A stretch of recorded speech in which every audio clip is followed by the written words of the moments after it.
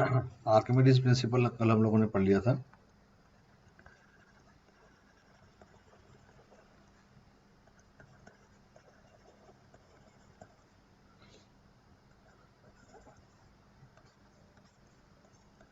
Basically Archimedes principal में जो हम बात करते हैं वो बाउंस फोर्स की होती है कि जब कभी किसी लिक्विड में बॉडी को डिप किया जाता है तो बॉडी अपने वॉल्यूम के बराबर डिस्प्लेस करती है लिक्विड को, और लिक्विड उस बॉडी पर अपवर्ड फोर्स लगाता है, और उस अपवर्ड फोर्स को या अपवर्ड थ्रस्ट को बाउंस फोर्स कहा जाता है। तो अगर आपने कल का वीडियो देखा था मेरा, तो उसमें हम लोगों ने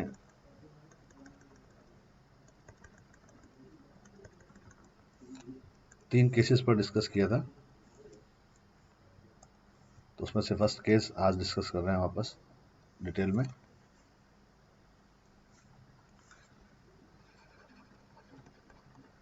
जनरली ऐसा होता ही है कि बॉडी की डेंसिटी लिक्विड की डेंसिटी से ज़्यादा है।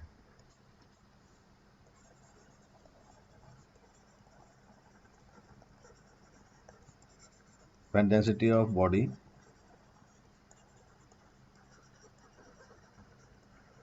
is greater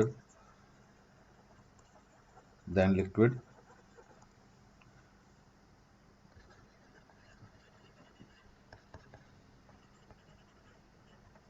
बॉडी सिंक हो जाएगी।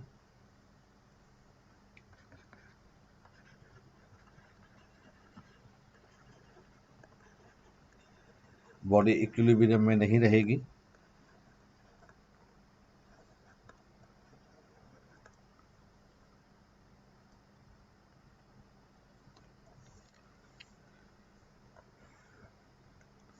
mg फोर्स बॉडी पर नीचे की तरफ लगेगा, बाउंस फोर्स बॉडी पर ऊपर की तरफ लगेगा। कहने का मतलब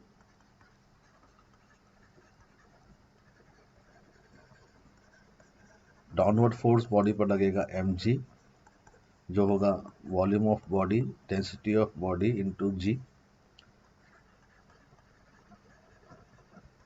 अपवर्ड फोर्स जो लगेगा वो बाउंस फोर्स होगा, volume of displace liquid density of liquid into g. लेकिन यहाँ पर बॉडी अपने वॉल्यूम के बराबर लिक्विड को डिस्प्लेस करेगी, तो ये हो जाएगा V B rho L G. Downward force ज़्यादा होगा, बाउंस फोर्स कम होगा।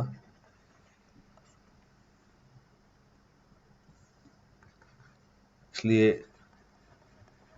बॉडी के अंदर जो एक्सेलरेशन आएगा वो डाउनवर्ड आएगा। इस बॉडी के ऊपर बाउंस फोर्स और नीचे की तरफ mg लग रहा होगा, तो mg डैश अपीरेंट फोर्स जो आएगा या अपीरेंट वेट जो आएगा वो होगा mg माइनस एफ बी, और इसे बोलेंगे हम अपीरेंट वेट। अपीरेंट वेट केवल इसी केस में आएगा, बाकी फ्लोटिंग के केस में अपीरेंट वेट 0 हो जाएगा। इसका मतलब अपीरेंट वेट जो होता है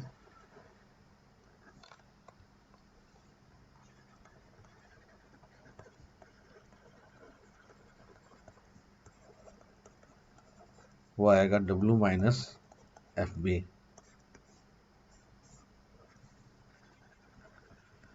mg डैश बराबर mg minus F B.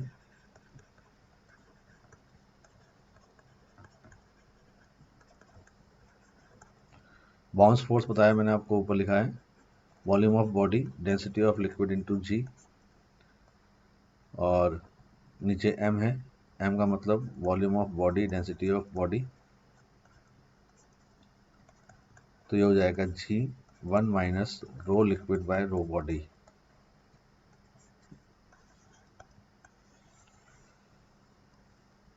Body का एक्सेलरेशन नीचे की तरफ है,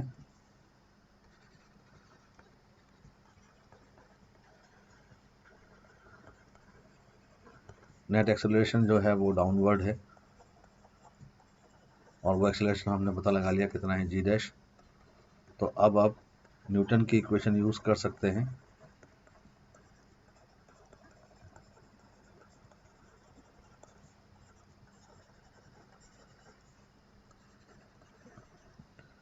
अगर आपसे बोलता है कि वेलोसिटी क्या होगी टी टाइम के बाद में,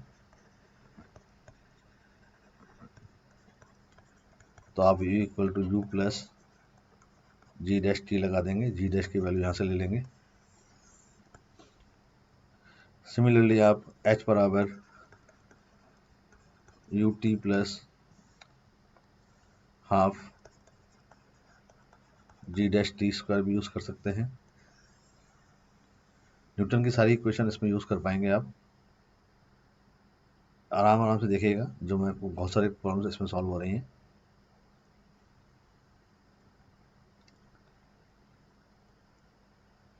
और दूसरा सबसे स्पेशल बात मैं आपको बताऊं,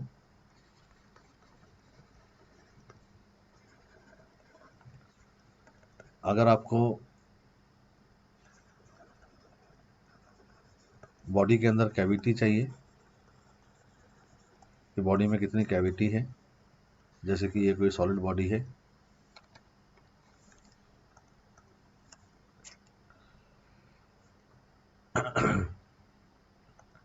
मान लेता हूँ ये कोई सॉलिड बॉडी है और इसके अंदर कैविटी है, कहीं पर भी हो सकती है। कैविटी का मतलब होल है।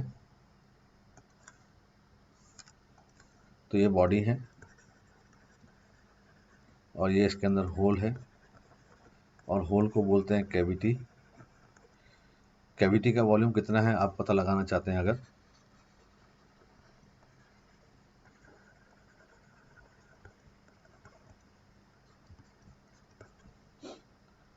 तो आप क्या करेंगे, सबसे पहले बॉडी का वेट एयर में ले लेंगे और वो उसका एक्चुअल वेट होगा। उसके बाद में आप बॉडी का वेट लिक्विड में ले लेंगे, वो डब्ल्यू अपीरेंट होगा, ठीक है ना।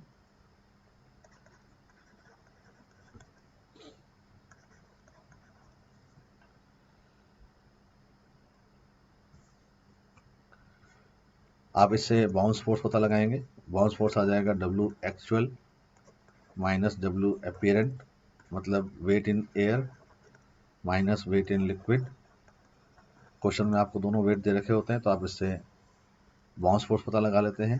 अब आप इस बाउंस फोर्स से volume of body rho L into g से इस पूरी बॉडी का वॉल्यूम पता लगा लेंगे, तो आपको इस बॉडी का वॉल्यूम मिल जाएगा।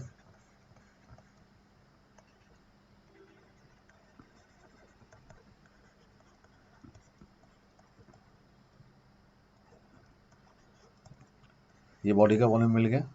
अब जैसे अगर ये बॉडी गोल्ड की है या आयरन की है, तो आप उस मटेरियल का वॉल्यूम पता लगा लेंगे। तो मटेरियल का जो वॉल्यूम आएगा वो आ जाएगा मास ऑफ मटेरियल, जो भी आपको दे रखा है उसमें आप डेंसिटी ऑफ मटेरियल का डिवाइड कर देंगे, तो ये एक्चुअल मटेरियल जो है उसका वॉल्यूम आ जाएगा। जैसे ये पूरी बॉडी का वॉल्यूम आ गया। अब इस बॉडी के अंदर एक्चुअल मटेरियल कितना है उसका वॉल्यूम आ जाएगा। तो ये मिल जाएगा आपको वॉल्यूम ऑफ मटेरियल। तो पूरा वॉल्यूम में मिल गया आपको और अंदर वाला वॉल्यूम में मिल गया आपको। तो वॉल्यूम ऑफ कैविटी हो जाएगा बॉडी का वॉल्यूम माइनस मटेरियल का वॉल्यूम।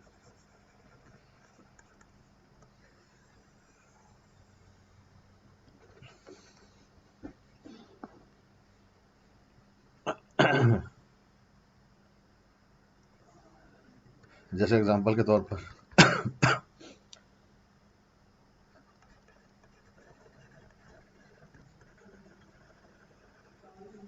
स्फेरिकल बॉडी जब एयर में तोली जाती है तो वो 10 किलो है, और वाटर में जब आपने इसको तोल दिया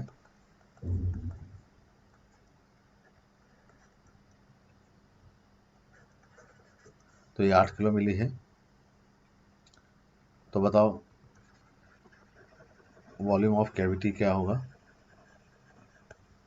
तो सबसे पहला स्टेप मैंने आपको बताया, एफ बी बराबर actual weight minus apparent weight, तो वो हो जाएगा 10g माइनस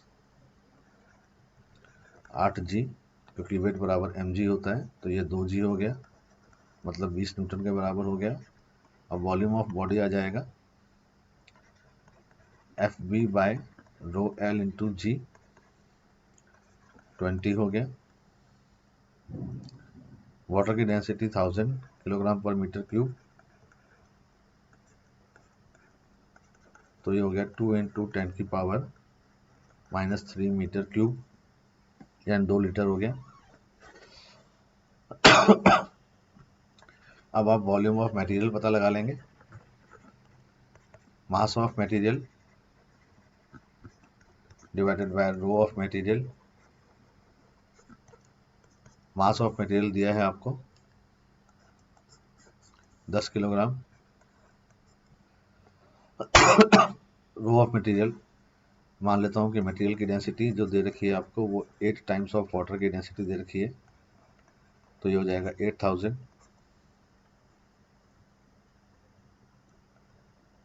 इसका मतलब वॉल्यूम ऑफ मटेरियल हो गया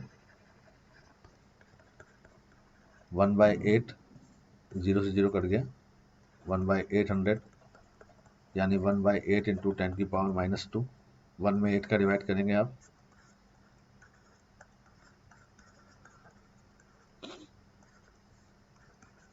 तो ये 0.125 या फिर 1.25 मीटर क्यूब आ जाएगा। अब आपको वॉल्यूम ऑफ कैविटी मिल जाएगा, volume of body minus volume of material. ये वॉल्यूम ऑफ बॉडी जो आया था ऊपर 2 इंटू 10 की पावर -3, तो 2 इंटू 10 की पावर -3 में से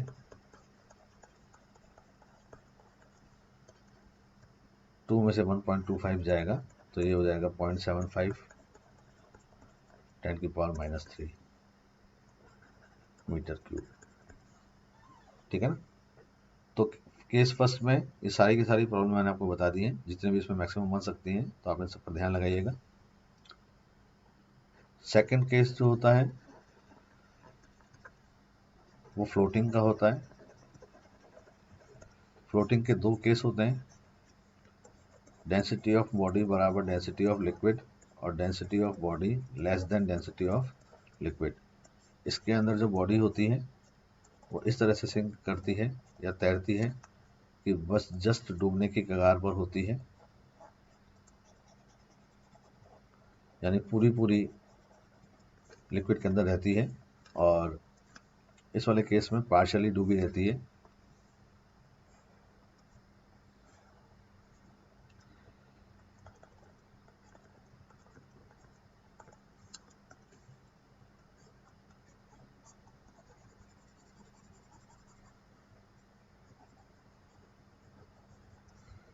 तो इस केस को मैं बोलता हूँ ए और इस केस को मैं बोलता हूँ बी। तो यहाँ पर केस ए और केस बी में क्या क्या डिफरेंस और क्या क्या सिमिलरिटीज हैं और किस किस टाइप की प्रॉब्लम आती है जरा देख लेते हैं हम। मेन बात जो इसमें दिखी है आपको, वैसे तो मैंने बना दिया है ऊपर,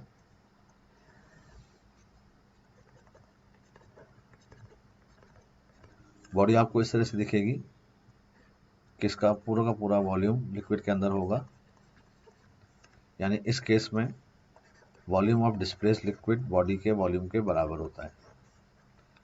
ये आपको तब मिलेगा जब बॉडी की डेंसिटी और लिक्विड की डेंसिटी बराबर है। केस बी में जब बॉडी की डेंसिटी कम है और लिक्विड की डेंसिटी ज़्यादा है, जैसे कि आइस और वाटर या फिर वुड और वाटर, तो ऐसे केस में बॉडी पार्शियल फ्लोट कर रही होती है।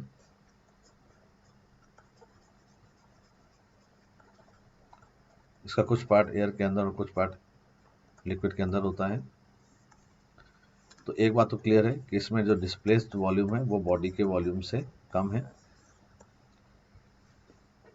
दूसरी बात, बाउंस फोर्स और बॉडी का वेट दोनों बराबर होते हैं।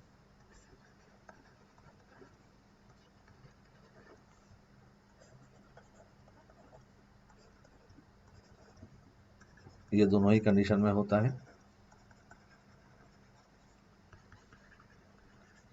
इसका मतलब अपेरेंट वेट जो इसमें आएगा वो 0 आएगा, और यहाँ पर भी अपेरेंट वेट 0 होता है।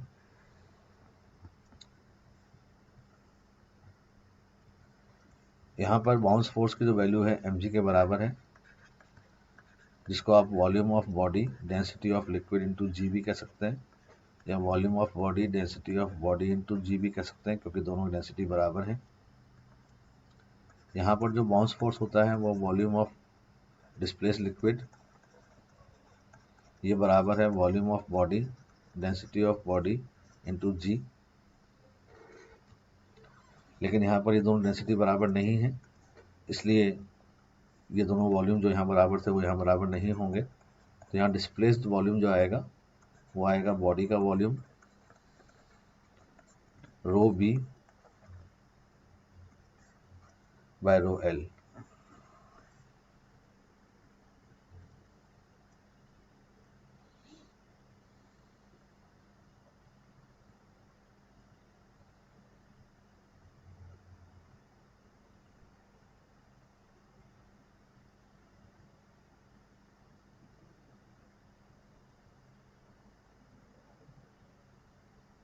ठीक है, लिख लिया।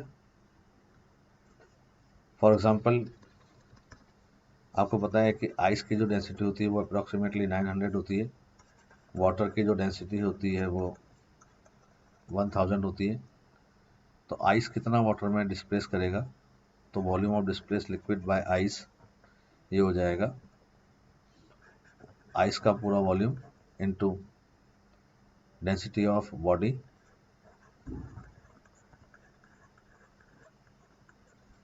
यानी 9 वॉल्यूम ऑफ आइस बाय 10, इतना लिक्विड वो डिस्प्लेस करेगा।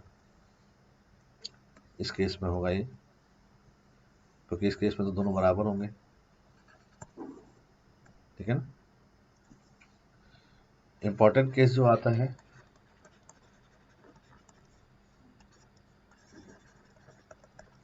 जिसमें हम लेवल चेक करते हैं,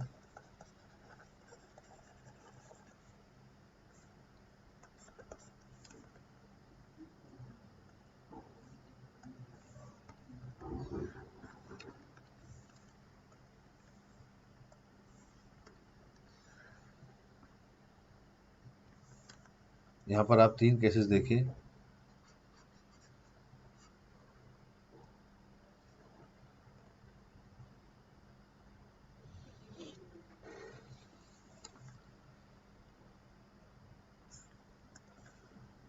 इसमें ये लिक्विड भरा हुआ है,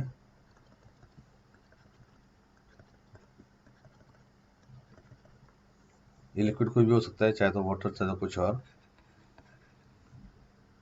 फिर आपने इसके अंदर आइस डाल दी है, आइस तो पिघलने के बाद में वाटर ही बनाएगी।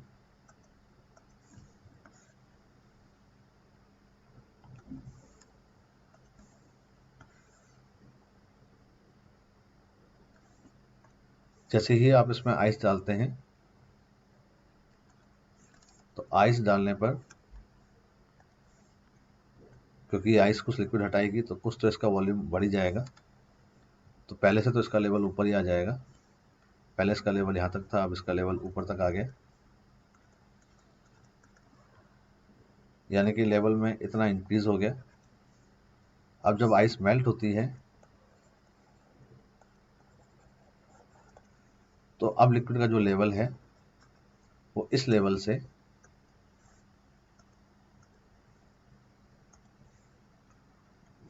यानी कि इस लेवल से ऊपर भी जा सकता है, नीचे भी आ सकता है, या उतना भी रह सकता है। तो कब क्या होता है वो ज़रा देख लेते हैं यहाँ पर।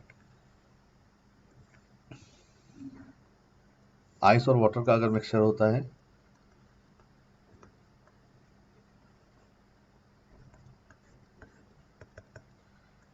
तो जब आइस मेल्ट हो जाती है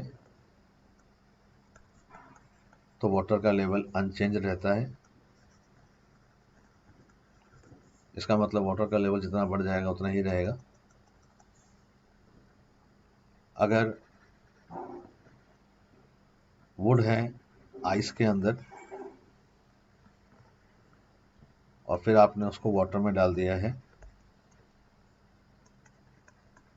तो जब आइस मेल्ट हो जाएगी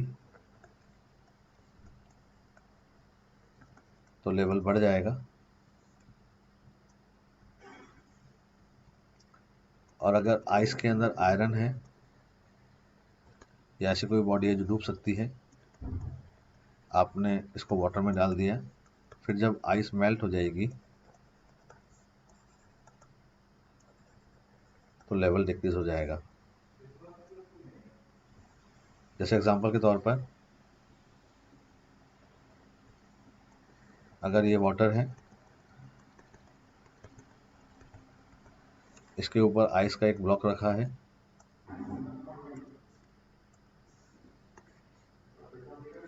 और आइस के ब्लॉक के ऊपर आपने यहाँ पर एक आयरन का पीस रखा है।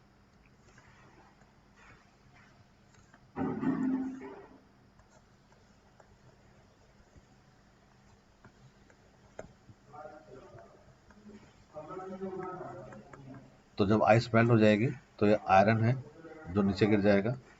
तो आइस के मेल्ट होने पर लेवल डिक्रीज हो जाएगा। आइस के मेल्ट होने पर अगर कोई तैरने वाली बॉडी है तो लेवल को बढ़ा देगा और डूबने वाली बॉडी है तो लेवल को गिरा देगा। तो आप इससे रिलेटेड क्वेश्चंस कीजिएगा, नहीं आएगा तो मैं हूँ ही, आप लोगों को डिस्कस कर लूँगा प्रॉब्लम जो भी है। आगे बढ़ते हैं और इस चैप्टर का सेकंड पार्ट स्टार्ट करते हैं जो है फ्लूइड मैकेनिक्स।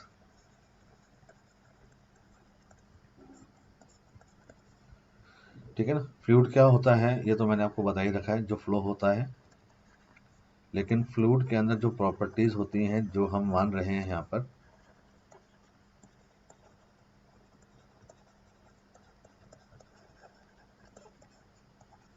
पहली बात तो ये कि फ्लूइड को हम यहाँ पर नॉन विस्कस मानेंगे, इनकम्प्रेसिबल मानेंगे,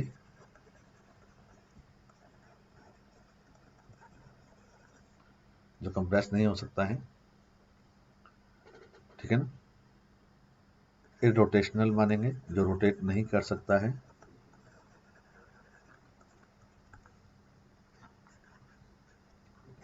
और स्ट्रीमलाइन फ्लो में मानेंगे।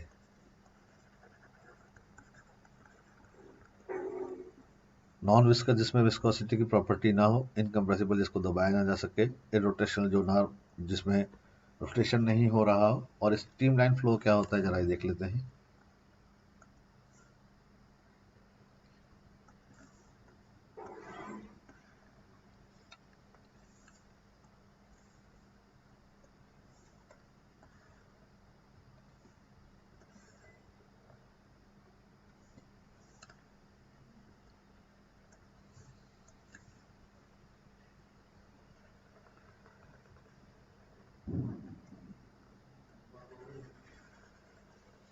अगर ये कोई पाइप है या कोई ट्यूब है और इसमें लिक्विड का फ्लो इस तरह से होता है कि आपको इसमें लिक्विड के अलग अलग लेयर ऐसे फ्लो होती हुई दिखाई देगी कि इन पर कोई भी आप टेंजेंट ड्रॉ करेंगे तो वो टेंजेंट क्रॉस नहीं होगी, एक दूसरे को इंटरसेक्ट नहीं करेगी। ऐसा फ्लो जो होता है वो स्ट्रीमलाइन फ्लो कहलाता है।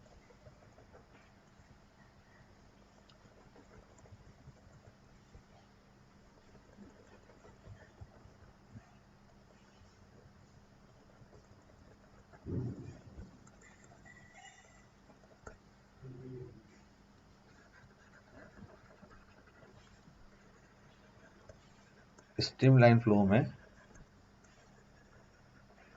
एवरी पॉइंट पर वेलोसिटी अलग हो सकती है,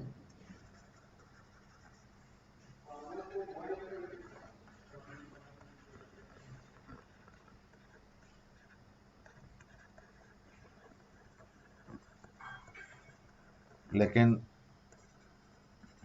अगर एक पर्टिकुलर पॉइंट की बात करें तो उसकी वेलोसिटी कांस्टेंट रहेगी।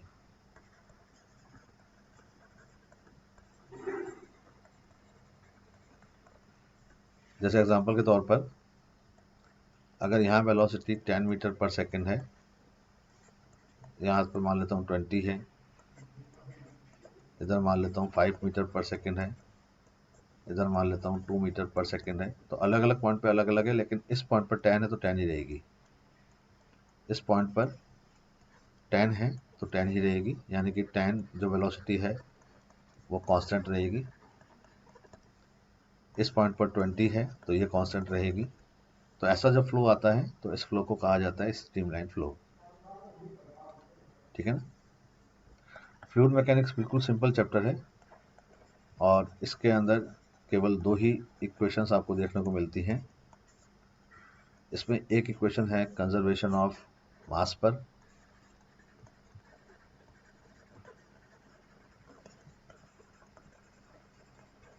और एक है कंजर्वेशन ऑफ एनर्जी पर।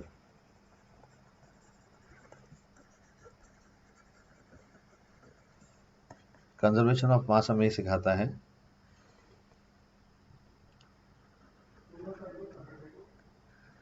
कि अगर लिक्विड का, अगर ये पाइप है और इस पाइप का क्रॉस सेक्शन अलग अलग जगह पर अलग अलग है,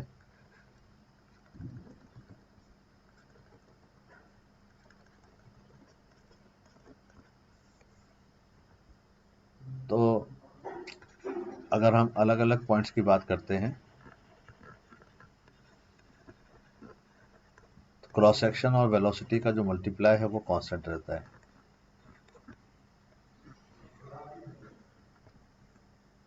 इसका मतलब ये होता है कि जितना मास पर सेकेंड यहाँ एंटर करता है लिक्विड का, उतना ही मास पर सेकेंड यहाँ से एग्जिट करता है, क्योंकि पाइप के अंदर लिक्विड इकट्ठा तो होगा नहीं, इसलिए इसको बोलते हैं कंजर्वेशन ऑफ मास, जिसको सरल शब्दों में लिखा है यहाँ पर cross section into velocity constant रहती है। कंजर्वेशन ऑफ एनर्जी ये बोलता है कि लिक्विड की जो टोटल एनर्जी होती है, इस टोटल एनर्जी में 3 एनर्जी होती हैं। मैकेनिकल एनर्जी, जिसको प्रेशर एनर्जी भी कहते हैं,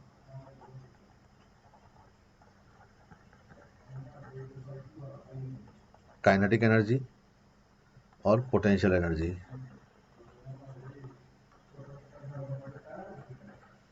total energy per unit volume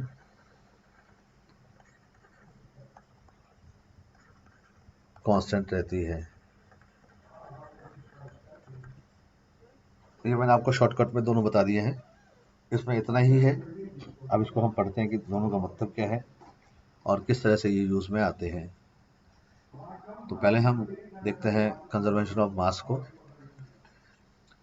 जिसको कि कहा जाता है इक्वेशन ऑफ कंटिन्यूटी।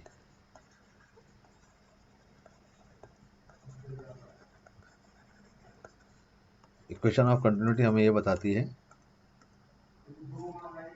कि अगर कोई ऐसा पाइप है जिसका क्रॉस सेक्शन अलग अलग जगह पर अलग अलग है,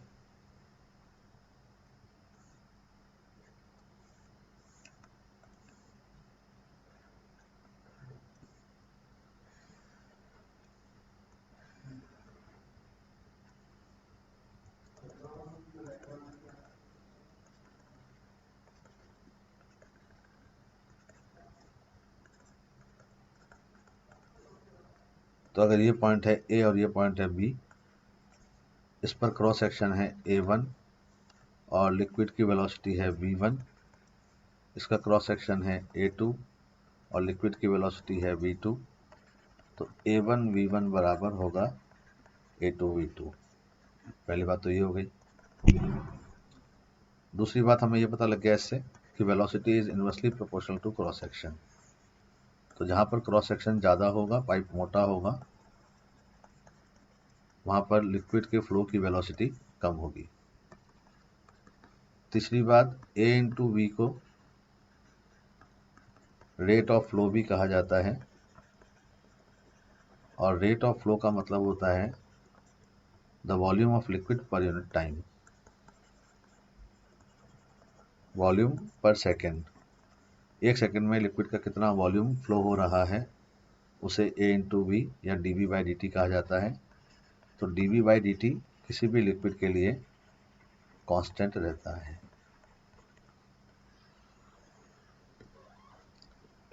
इसमें और कुछ ज़्यादा छुपने वाली बात है नहीं, जो भी बात क्लियर है। यूज़ कैसे करेंगे आप, जैसे एग्जांपल के तौर पर ये टैप है, नलका है, और इस टैप से पानी का फ्लो नीचे आ रहा है। तो आप जानते हैं कि जैसे जैसे पानी नीचे आएगा उसकी वेलोसिटी बढ़ेगी, वेलोसिटी बढ़ेगी तो फिर इसका मतलब उस वाटर की लेयर का क्रॉस सेक्शन कम होता जाएगा।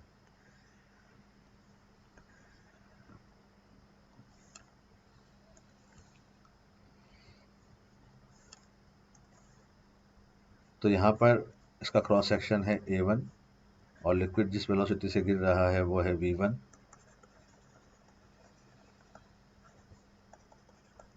ये टैप है,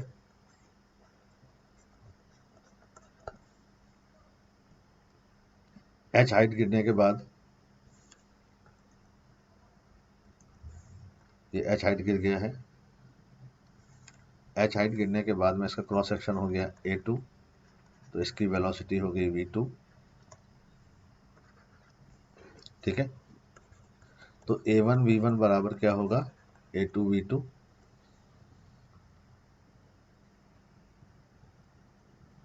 क्योंकि लिक्विड H हाइट से नीचे गिरा है तो आप V equal to u plus A2 या V square equal to u square plus 2AS वाला फॉर्मूला भी लगा सकते हैं, क्योंकि मोशन तो कैविटी में ही हो रहा है।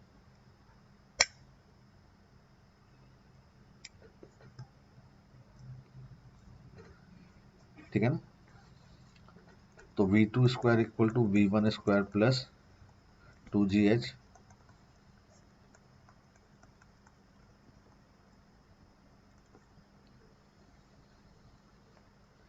तो आप इससे इस लिक्विड का जो स्ट्रीम है, यानी लिक्विड की जो धार है, जो धारा है, उसका क्रॉस सेक्शन पता लगा सकते हैं।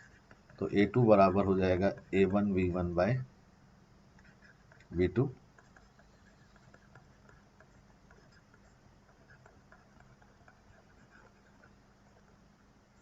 ठीक है,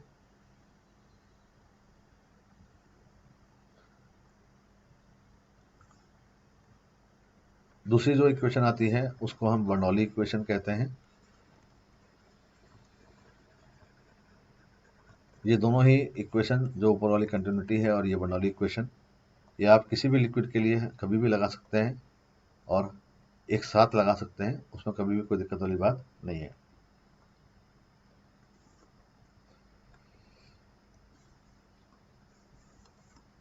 ये हमें सिखाता है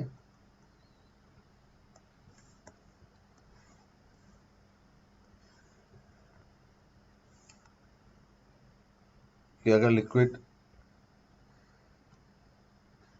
अलग अलग क्रॉस सेक्शन के पाइप में फ्लो हो रहा है,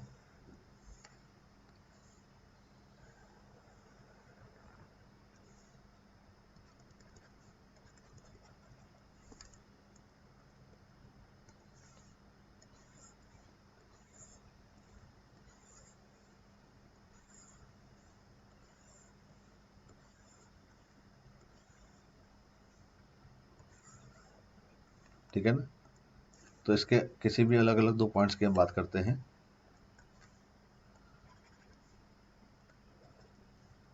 ये पॉइंट ए और ये point B. For any point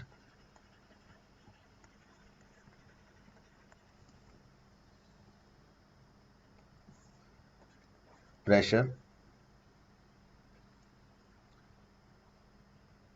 plus, अगर हम प्रेशर एनर्जी की बात करते हैं तो प्रेशर एनर्जी होता है PV, और P होता है pressure. Pressure plus kinetic energy per unit volume plus potential energy per unit volume constant रहता है। यानी pressure plus mass by volume मतलब density, rho V square by 2 plus rho g h equal to constant.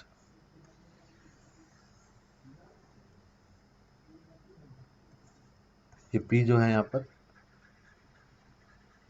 यह है pressure energy per unit volume, यानी P V by P, और ये है kinetic energy per unit volume, और rho g H है potential energy per unit volume.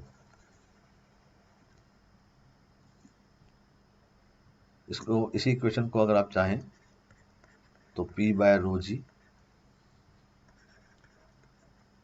We square by P by rho g, यहाँ पे रो जी का डिवाइड हमने कर दिया तो ये रो से रो कैंसिल हो जाएगा, तो वी स्क्वायर बाय 2g और plus h equal to constant. अब इसके अंदर इस h को बोला जाता है ग्रेविटेशन हेड या पोजीशन हेड।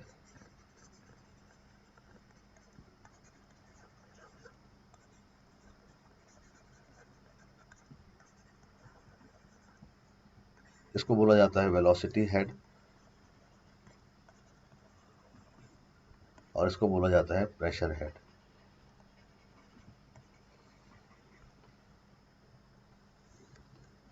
अगर आप डायमेंशन की बात करेंगे तो ये सभी एनर्जी पर यूनिट वॉल्यूम है, तो इन तीनों की जो डायमेंशन होती है वो जूल पर मीटर क्यूब होती है। जबकि प्रेशर हेड, वेलोसिटी हेड और ग्रेविटेशन हेड, इन तीनों की जो डायमेंशन है वो मीटर होती है, यूनिट मीटर होती है और डायमेंशन L1। ठीक है। अब ये आप किसी भी के लिए भी यूज कर सकते हैं, कभी भी कैसे भी यूज कर सकते हैं, पर इसमें सबसे इंपॉर्टेंट बात जो मैं आपको बताना चाहता हूं और वो ये है कि जब आप मेजर करते हैं रो जी एच, इसके अंदर एच जो होती है वो हाइट है, तो हाइट नापने के लिए आपको एक कोई भी रेफरेंस पॉइंट लेना पड़ेगा। ये रेफरेंस पॉइंट से ही आप सभी पॉइंट की हाइट नापेंगे। ये आपकी इच्छा है, आप कहीं भी ले सकते हैं, लेकिन आपको लेना जरूरी है, और फिर वो पूरे लिक्विड के लिए एक ही रहेगा। जैसे एग्जांपल के तौर पर अगर ये कोई पाइप है,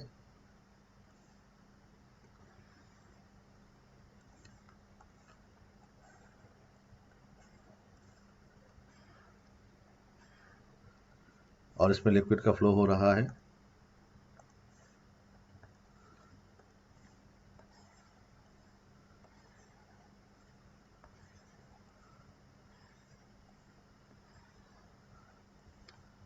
तो मैं यहाँ पर कोई पॉइंट लेता हूँ A, और यहाँ पर कोई पॉइंट लेता हूँ B। मान लेता हूँ यहाँ वेलोसिटी है v1 और यहाँ वेलोसिटी है v2। तो पॉइंट A के लिए और पॉइंट B के लिए अब आपको पोटेंशियल एनर्जी नापनी है तो कोई रेफरेंस पॉइंट लेना पड़ेगा। मान लीजिए कि आपने इसी को रेफरेंस ले लिया जहाँ पर ये दोनों पॉइंट हैं, आपने इसी रेफरेंस को ले लिया, तो आपको यहीं से ऊंचाई नापनी पड़ेगी। तो पॉइंट ए के लिए आप लिखोगे P A pressure plus rho velocity v1 है, और क्योंकि ये पॉइंट रेफरेंस पर ही है तो हाइट 0 हो गई, बराबर P B plus rho velocity v2 है, और पॉइंट बी भी रेफरेंस पर है तो हाइट 0 हो गई। आपको सर अगर मैं रेफरेंस कुछ और लेता, अगर आपने रेफरेंस यहाँ से ले लिया होता, अगर आप रेफरेंस इसको ले लेते तो फिर यहाँ से फिर हाइट दोनों की काउंट करनी पड़ती, इस पॉइंट से ये हाइट और इस पॉइंट से ये हाइट, और फिर यहाँ पर ये 0 नहीं आता, रो जी एच आ जाता। जैसे एग्जांपल के तौर पर मान लीजिए, सपोज कीजिए कि पाइप ऐसा आ गया,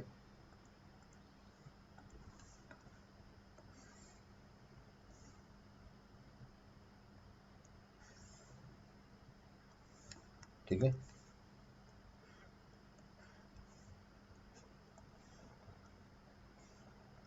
अब इसमें लिक्विड का फ्लो हो रहा है,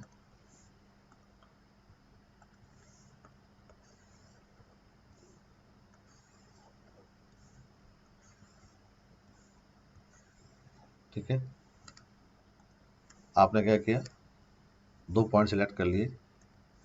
तो एक पॉइंट आपने ये लिया यहाँ पर ए, और एक पॉइंट आपने ले लिया बी।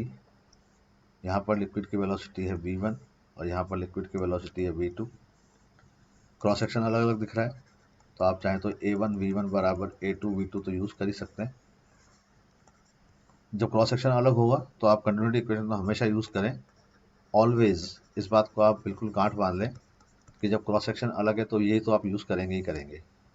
अब आप चाहें तो एक रेफरेंस लें, तो आपने यहाँ से रेफरेंस ले लिया है, यहाँ से हम ऊंचाई नापेंगे। अब ए और बी की जो ऊंचाई नापने की बारी आएगी, तो ए की हाइट यहाँ से नापी जाएगी,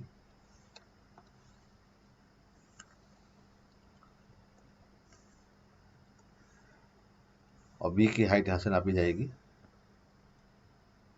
ए की हाइट यहाँ पर h1 हो गई है और बी की हाइट यहाँ पर h2 हो गई है।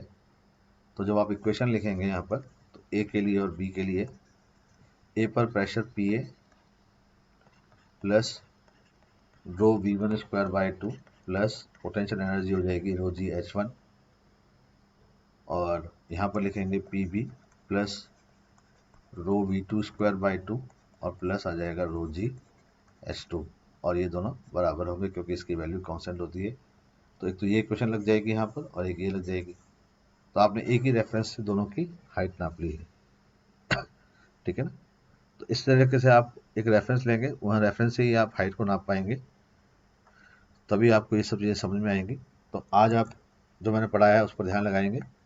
कल हम इसकी एप्लीकेशन सीखेंगे और कहाँ कहाँ पर हम इस बर्नौली इक्वेशन को यूज़ कर सकते हैं, और साथ में कल हम पढ़ेंगे विस्कोसिटी। तो मिलते हैं कल के वीडियो में, बाय।